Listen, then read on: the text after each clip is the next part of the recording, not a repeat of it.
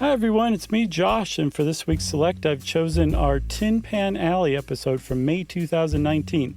It's one of those topics I knew nothing about, but was pleasantly surprised to find that it's super interesting. It's about the birth of the music industry and the place where a lot of great songs that are still really great today were produced. Hope you enjoy this episode. Welcome to Stuff You Should Know, a production of iHeartRadio.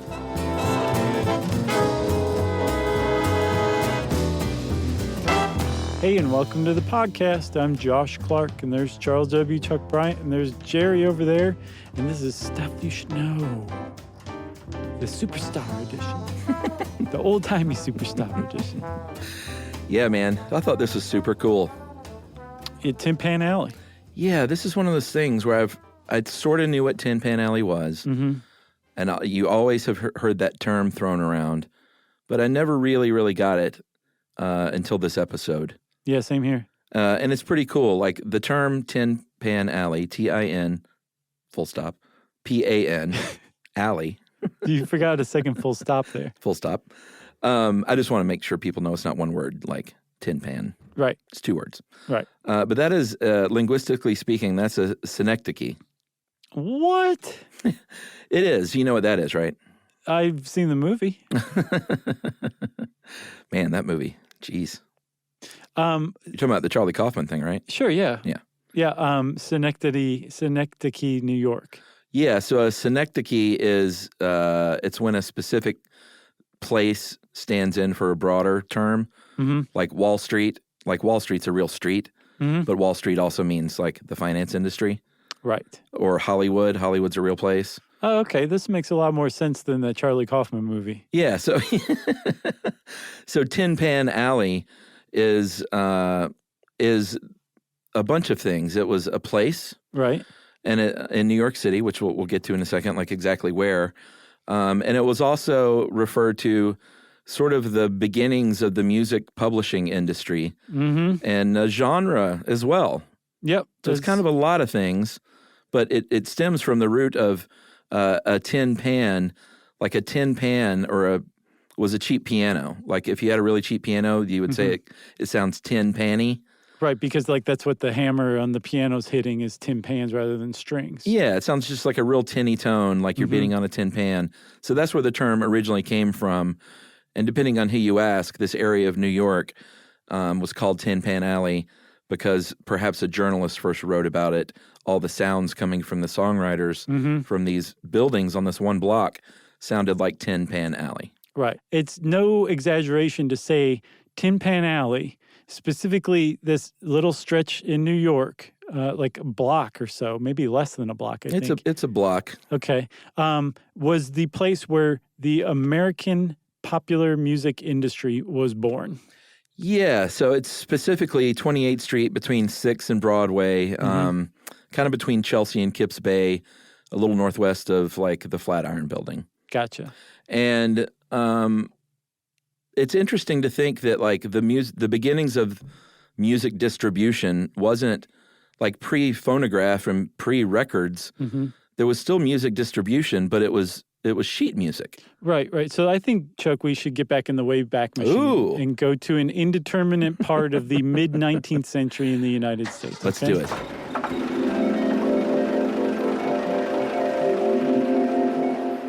So, like you said... There's horse poop everywhere. There's a lot of it. It's like you said, if you wanted to hear music, you had basically two choices. You could go hear it played live somewhere, everywhere from a barbershop quartet to maybe an orchestra. Or maybe on board? Right. Or you could have a family member who knew how to play music and buy a piano and have it in your home. Those were your two ways to hear music because everywhere there was no such thing as radio. Let's just say it, everybody. Yeah. There was no radio. There wasn't. And if you think about it, radio was we take it so much for granted today, but it was a huge watershed change in the way that Americans in the world heard their music. You could just hear it at home being played by professionals, like the greatest musicians you've ever heard. You could just sit around and listen to it at your home. Whereas just a few years before, you had to listen to your 12-year-old try to bang out some song on the piano that you just bought. And that was your option aside from going to hear it live. And so this whole idea of the music industry being born is basically predicated on two things, Chuck. One was the fact that pianos were starting to become ubiquitous in American houses. Yeah. And people were learning how to play those pianos. So music instruction became kind of widespread. And then secondly, copyright law started to really solidify in the United States in the 19th century. And so that sheet music became much more valuable than it was before. Yeah, like if you can't, like I can't read sheet music. I can't either. Yeah, I learned to play guitar by ear. And kind of, I guess every friend I know that's a musician, except for a couple, learned by ear.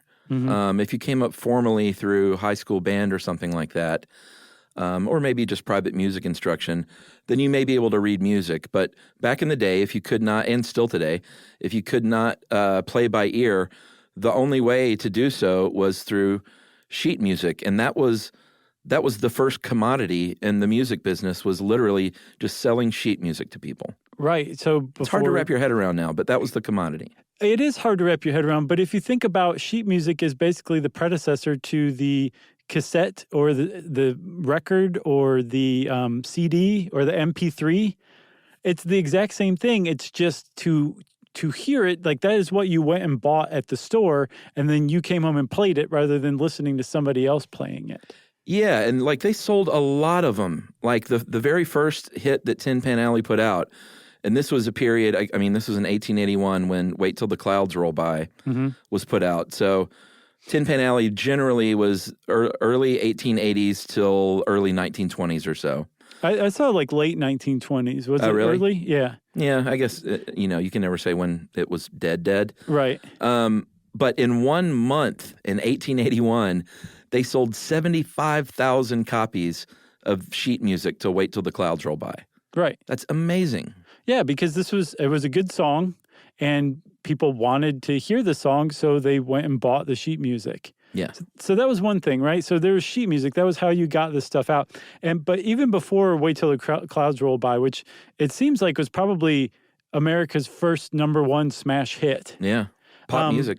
Prior to that, there was plenty of sheet music to be sold, but it was largely like church hymns. Boring. There was a lot that were sold for schools. Yeah. And like I said, copyright law changed.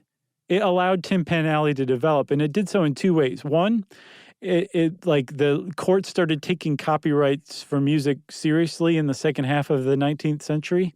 So you could actually enforce your copyright against people who were infringing on it. And then secondly, the Supreme Court and specifically said, hey, if you wrote a song outside of America, when it comes to America, it enjoys, you can copyright it in America too, which means that the music publisher's source of free sheet music, which was just basically stealing foreign music, printing it out in sheet music form, and then selling it and not paying any royalties because it enjoyed no copyright protection, that source dried up. And so all of a sudden, this American music that they had to pay for now seemed a lot more attractive because now they had to pay for the music generated overseas too. So this copyright law and the fact that more and more people were learning to play piano, and so you had an actual market for sheet music, those two things came together. All right, let's take a break. I feel like that's a pretty good setup. Okay.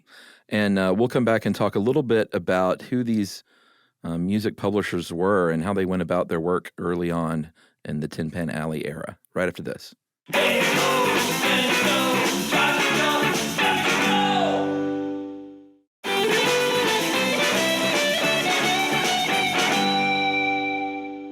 All right, so we've been throwing around the term music publishers a lot, and that sort of means a different thing now than it did back then. Yeah, it does. But back then, music publishers, some of them wrote songs, to be sure, but generally they did not. A lot of the early publishers out of Tin Pan Alley had backgrounds as salespeople. Right. So there was a guy named, very successful publisher named Isidore Whitmark. He started out selling water filters. Another one named Leo Feist sold corsets. Another one named Joe Stern and Edward B. Mark sold neckties and buttons. And a lot of these people, I guess we should point out too, came over from Europe. A lot were Jewish. Some African-American songwriters, like they were minorities, kind of for the most part early on, it feels like. Right. And they saw a huge opportunity in this music business that was starting to coalesce. Because prior to this, I mean, there were music publishers, but it was basically some guy who worked at a printer who had a friend who could transpose music by ear. Yeah. And they would just take some song that they heard and turn it into sheet music and start selling it. Or they worked at the music store, and the music store basically did the exact same thing. And so everyone was ripping off everyone else's songs, and anybody could be a music publisher. But when those copyrights started to become enforced, it became much more valuable to invest in original music because you could make a lot more money off of it. So a lot of those Jewish immigrants and a lot of the African American songwriters and composers kind of coalesced into New York. They came from Boston and Detroit and Atlanta and St. Louis and all over the country. And all those towns lost their publishing houses. And they all moved to New York. And they very specifically moved to this one little stretch on 28th Street. And it became Tin Pan Alley. Yeah, and it's really interesting to look at like how it worked back then and how it sort of mirrored how music grew out of that model, really, and changed in some ways, but kind of stayed the same in a lot of ways too. Like you always hear about music contracts and how terrible they are for rock musicians or pop musicians, and it was kind of the same way back then. These publishers got together, they created this songwriting factory on this block of buildings through different companies, and they would recruit songwriters to come in. They had different arrangements. Sometimes they would just buy it outright from you, including the rights to change the name of who wrote it. Right. Sometimes they would have the right to throw one of the other more, I guess, once they had, established themselves, another co-author's name on there. But they would just, say, write these songs, and we're going to buy them from you, and we're going to try and make them pop. Like, you couldn't put them on the radio, so we're going to try and get them popular by getting them onto vaudeville and on stage and sending, not moles, I guess, but it was almost like early payola. Right. Sending these performers into vaudeville to sing these songs and perform these songs, and people are like, well, that's pretty catchy. I want that. Right. That's how they marketed it. And that was like the whole thing. Like it was the first time that that music became an industry. Because there was almost an assembly line feel to it, where they would have feelers out to find out like what people were into as music at the time. One of the early transitions that Tin Pan Alley underwent was when it started. It was a factory for churning out like comedic, often deeply racist songs. Yeah. Lots of ballads. Just what you think of as super old timey songs, right? Yeah. And then the public started to get kind of bored with that, and they decided that they kind of like this ragtime thing that the Scott Joplin fella has started to create. And so Tin Pan Alley, this is classic Tin Pan Alley, went out, figured out how to play ragtime, started co-opting the ragtime genre, and created pop music. So they took what was a really difficult kind of music. It's called syncopated rhythm, where you've got a melody within a rhythm, right? So, ragtime, right? Sure. Okay. So they figured out how to take this very difficult thing and kind of popify it to make it easy for the audience to play. Because again, here's the thing. They're not saying, hey, you're the best of the best studio musician. We've got this really tough song over here that sounds great, but it's really tough to play. We want to pay you to come play it. We're going to record it and distribute it onto the radio. That didn't exist yet. They had to figure out how to take difficult songs, kind of dumb them down into something catchy and memorable and, importantly, easy to play so that they could sell that sheet music to local musicians or those barbershop quartets, or so that the 12-year-old at home could play it for the rest of their family. And so that is how they kind of started to take popular music and make it even more popular. They decided what music was popular based on what America was starting to get into at the time. Yeah, and they would there were these musicians called song pluggers. So Right. how it would work is a music publisher in Tin Pan Alley would buy a song or the rights to a song off of a musician who wrote it, maybe put their own name on it, and then they would give that song to a song plugger who is a musician who would go and perform this at a music shop that maybe sold pianos or something like that. Mm-hmm. And this was pre-radio, how they got the music out in the public. And it was crazy. These song pluggers got money. Irving Berlin started out as a song plugger.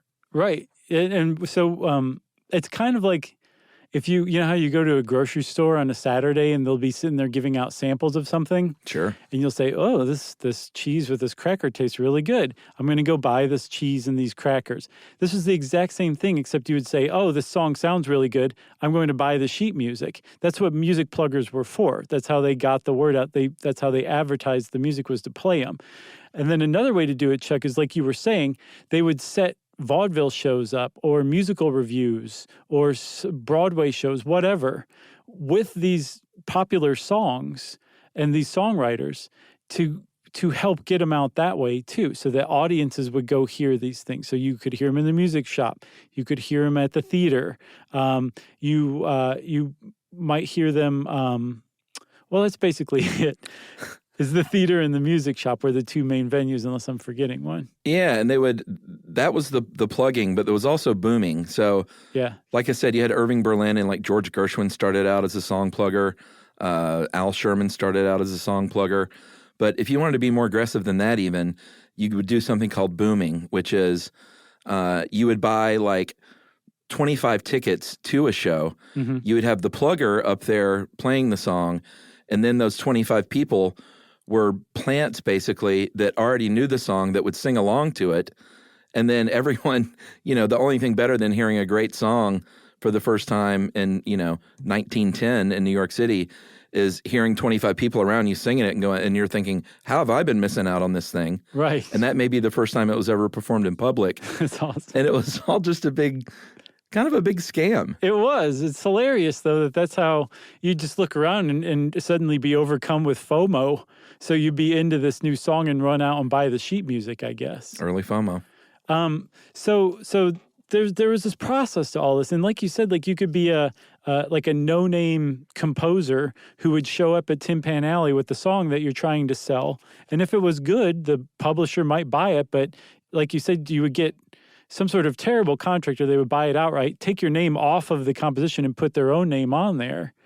But they also hired composers, I think, like you were saying too, where they had a few hits under their belt, so they had a steady gig at the music publisher, and their contract was a little better, but they were not in creative control for the most part, to where the music publisher would say, hey, everybody's into this ragtime. Make me some ragtime songs. Everybody's into this jazz and this blues stuff. Make me some bluesy kind of stuff that I can turn around and sell. And the competition was really fierce among the in-house composers, because just because you composed a song doesn't mean it was going to be turned around and transcribed into sheet music and then people would buy it.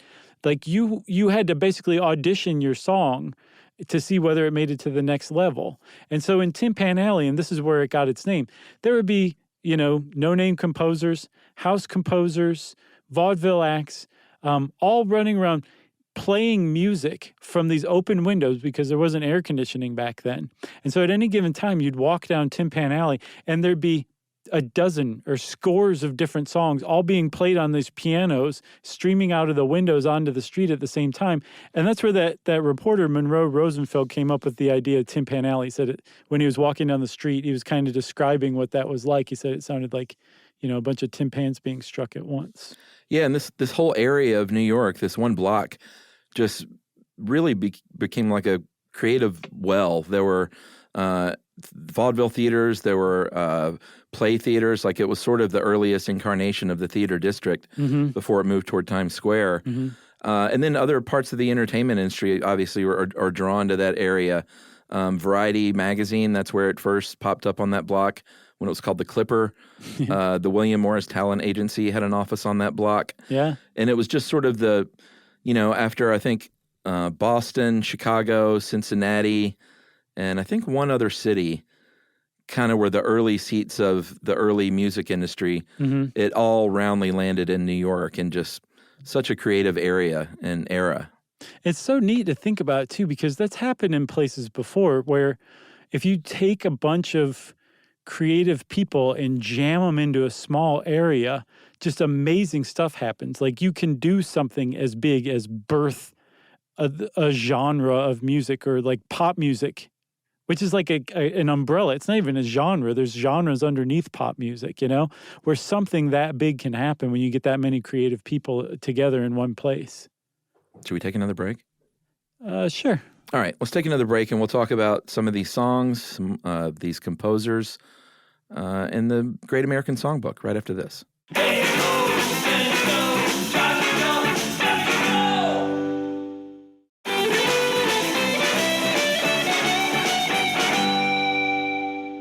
All right, so there's money being made.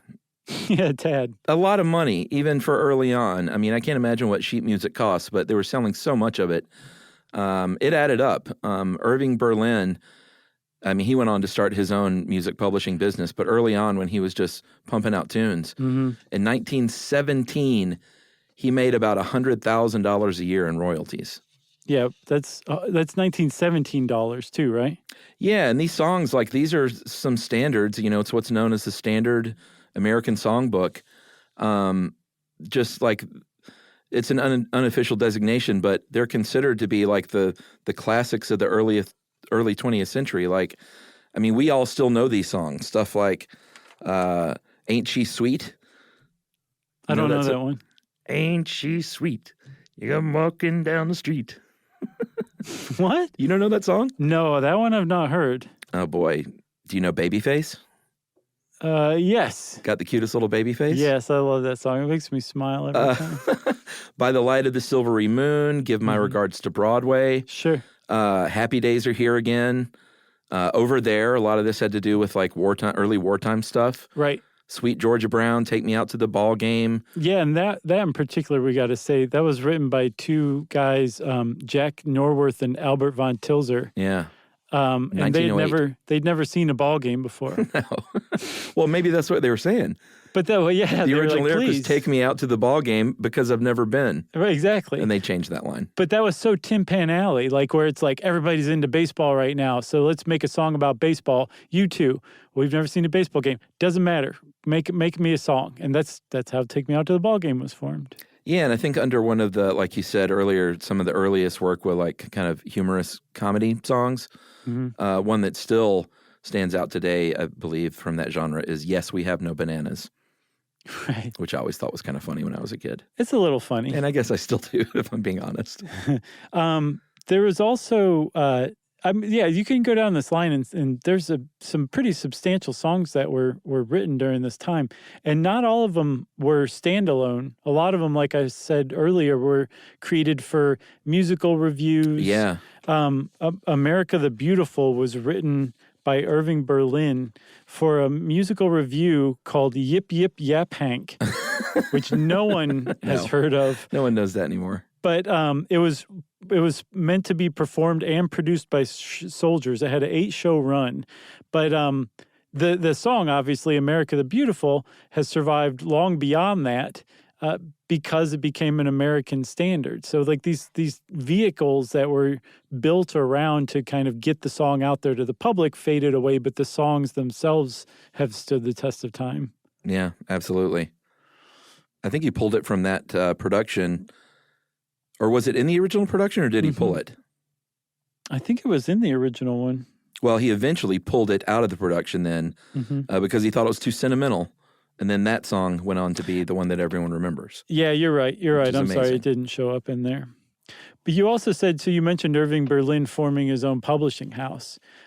He was a quintessential rags to riches story for Tin Pan Alley. Yeah. Where he was like a waiter in a cafe, became a song plugger, one of those guys who plays songs to basically his marketing.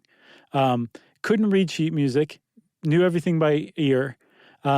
Had a friend transpose the songs he came up with into actual written music. That's a pretty good little factoid there, that Irving Berlin couldn't read or write music. Right. And then he became a well-known composer, and then he became such a well-known composer, he opened his own publishing house and then started making $100,000 a year in royalties. Amazing. There was another guy named Charles K. Harris, who was one of the earlier success stories. I think in 1893 or 2, he had a song called After the Ball. And he just knew it was a gem because he offered it to a publisher and they offered him a price for it that he was like, that's way too low. I'm going to set up my own publishing house. And he did. And he started selling it and was making something like $25,000 a week. Amazing. In 1890s money, which is like $700,000 a week. Holy cow. This guy just went from nobody to $700,000 a week, ended up selling 5 million copies of his song After the Ball. Wow. And if you listen to it now, it's not that good, frankly. It's not, but bully for him, you know? It's no Ain't She Sweet. No. Yeah, it's amazing, man. People, like, popular music hit the world like, you know, like a lightning bolt from the beginning. Yes, because it was so ultra tailored for the American public. Yeah. Like, again, they would take ragtime, which that was a Scott Joplin creation. And Scott Joplin was the son of a slave. He was an African-American. Yeah, a lot of people thought he was white. Still to this day, a lot of people think he was white. I think because so. of his name, Yeah. frankly. And it was the predecessor, ragtime was the predecessor to jazz. And it had like a real like feel to a real soul. Everybody's heard like some of the original ragtime music, like The Entertainer or Maple Leaf Rag. And if you can't immediately bring those to mind, just go to YouTube and you'll be like, oh, okay, of course I get that. But the idea that Tin Pan Alley could just kind of come along and take this cool, deep, soulful music and popify it basically to make it palatable to audiences, in particular white audiences who had the most money at the time. That was why it became so successful. It was almost dumbed down. It was music that was dumbed down in a way to make it appeal to as many people as possible. Yeah, or even worse, co-opted by white publishers and producers to be used in minstrel shows. Yeah. This version of music, this new genre of music that was so unique in the Harlem Renaissance by Scott Joplin was co-opted for minstrel shows. So shameful. Yeah, so there's a real debate going on now about the legacy of Tin Pan Alley in some ways.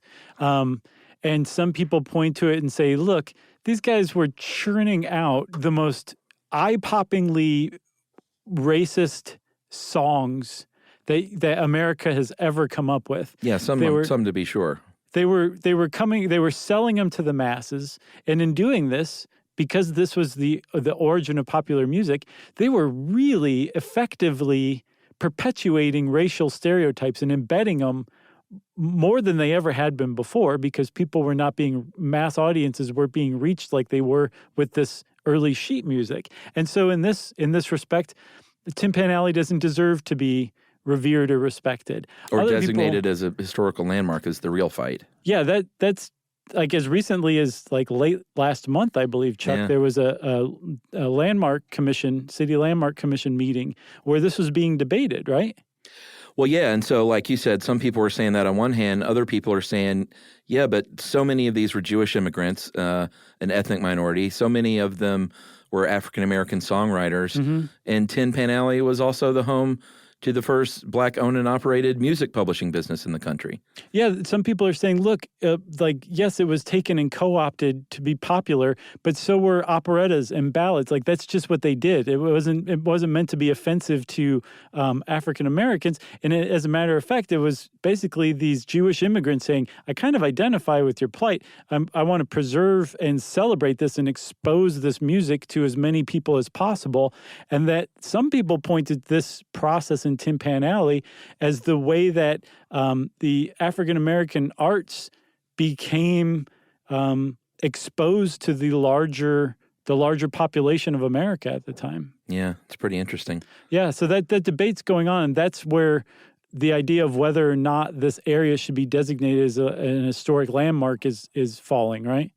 Yeah, and like you said, it's kind of hard to pinpoint an actual death date of Tin Pan Alley because these things like that happen gradually over time, but technology, like it has so many other times, kind of killed the notion of Tin Pan Alley, didn't it?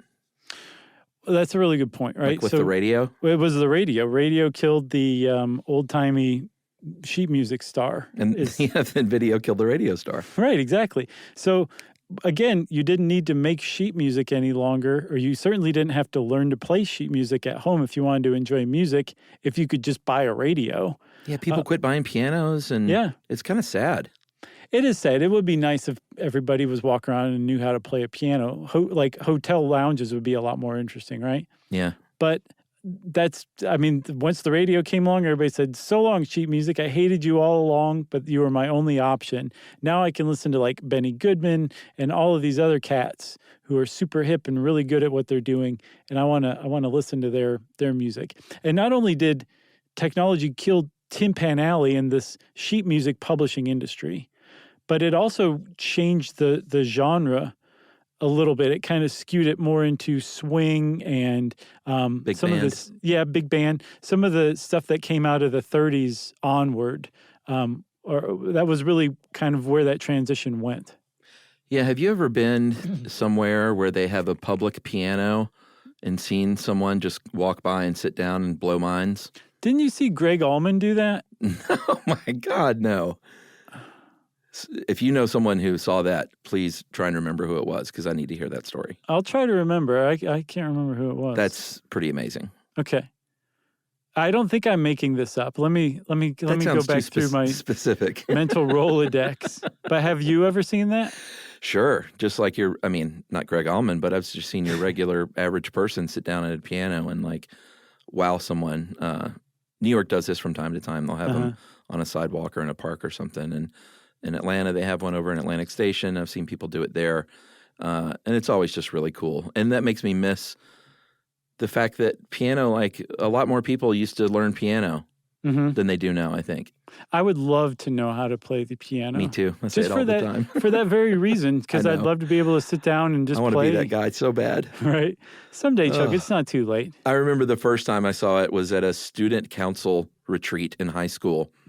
There was this one, all the student councils from the county get together over the course of a weekend or a week and do stupid stuff and learn about leadership.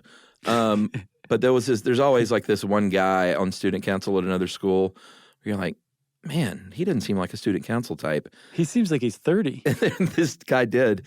And he was on student council at some other school, but he was like, had like the Rat t-shirt and was just sort of a dirty metalhead. The bad boy of student council? He totally was. And there was a piano in one of the lobbies of the dormitories where we stayed at Berry College in Rome, Georgia. And on the very last day, there were a bunch of people hanging out in there, and this dude goes over and sits down and just crushes it. And I remember seeing the girls in the room and thinking, that guy has got it all going on. Right. Like, that's the key, man. And that boy in the Rat t-shirt grew up to be Greg Allman. Have you ever been to Sig Gold's request room in New York? What's that? Yumi's friend Joe McGinty owns it. He's co-owner of it, and he plays piano there. It's just like sing-along piano karaoke. Oh, wow. And it is amazing. I cannot believe you haven't been there yet. You have. So does one person play the piano and everyone sings along? Joe McGinty plays, and then like people can sing along if you want, but it's really one person going up there and doing karaoke with Joe accompanying you on the piano. Oh, okay. Well, I've done the rock and roll live band karaoke before. Oh, yeah? Here in Atlanta, which is a lot of fun. Okay. Where do you do that? Somewhere in the Highlands. I think the Dark Horse, maybe. Okay, yeah, that sounds right. Yeah, I went for my birthday a couple of years ago and did Cheap Trick Surrender and did a pretty good job, if I may say so. Is that Surrender parentheses Dream Police? No, those are two different songs. Oh, okay. Is it surrender, parentheses, I want you to want me? Yeah, that's the one. Okay. I've heard that song before. But then. it's funny, at the one in Atlanta, there's, the DJ English Nick. No, wait, was he on like the radio, like radio DJ? Yeah, he still is. Sure. English Nick in Atlanta. Yeah. He hosts it, and he is the emergency backup if you're no good. Oh, yeah. Because being bad at karaoke is no fun, but being bad at live band karaoke is really no fun for anyone. Uh-huh. So he stands back there, and if you're not very good, he's singing along with you, and he will just give the signal to sort of do a little upping of his vocals and lowering of the other vocals. Is it like the slice across your neck like that? No, I mean, I think it's just like an eye signal. I gotcha. And I remember being nervous. I was like, oh, man, if they bring up English Nick during Surrender, I'm going to be mortified.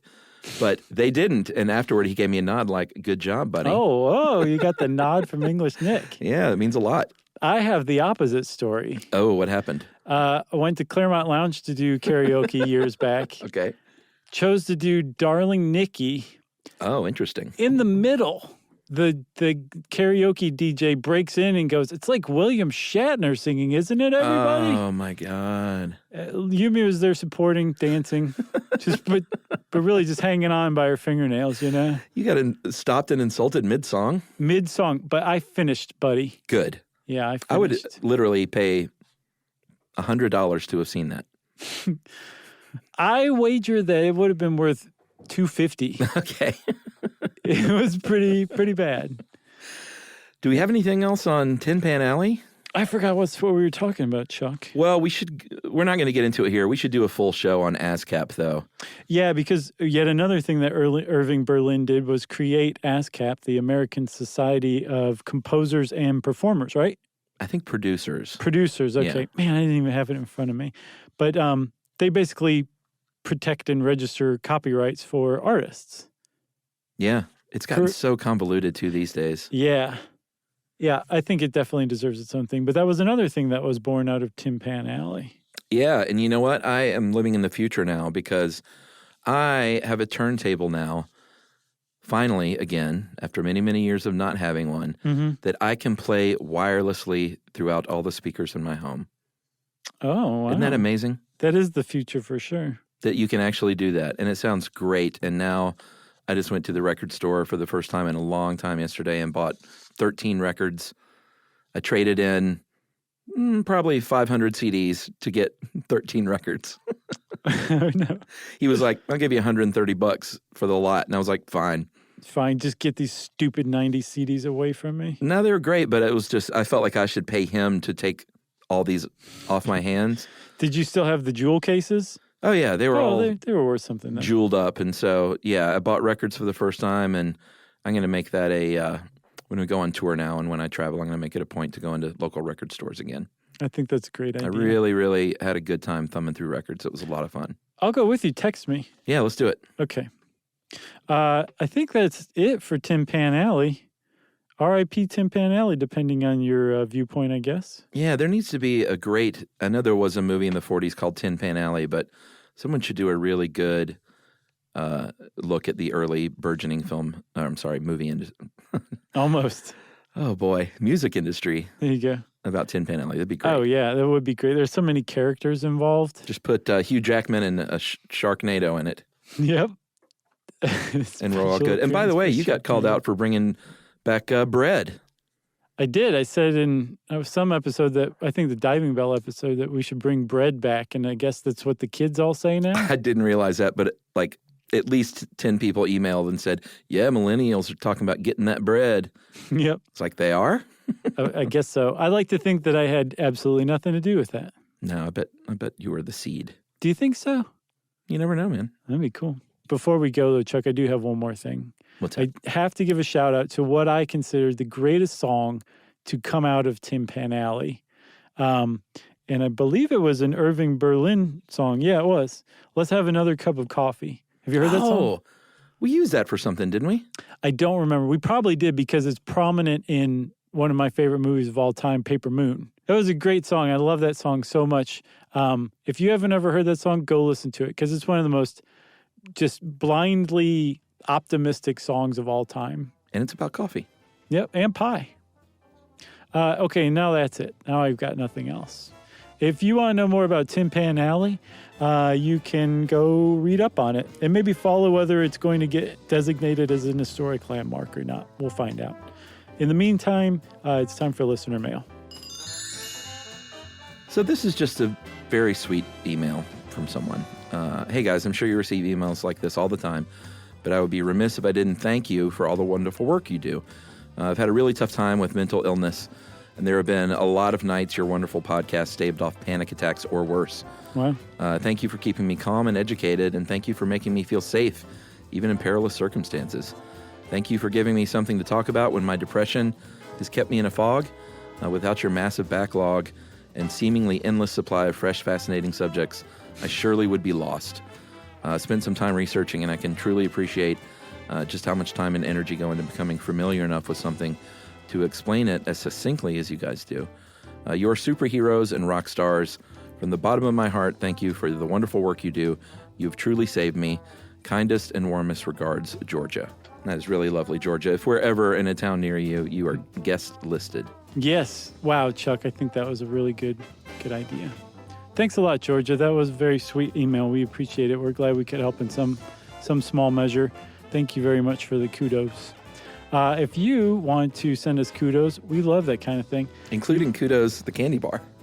Yeah, I remember those. Send us a kudos. They were great. Yeah.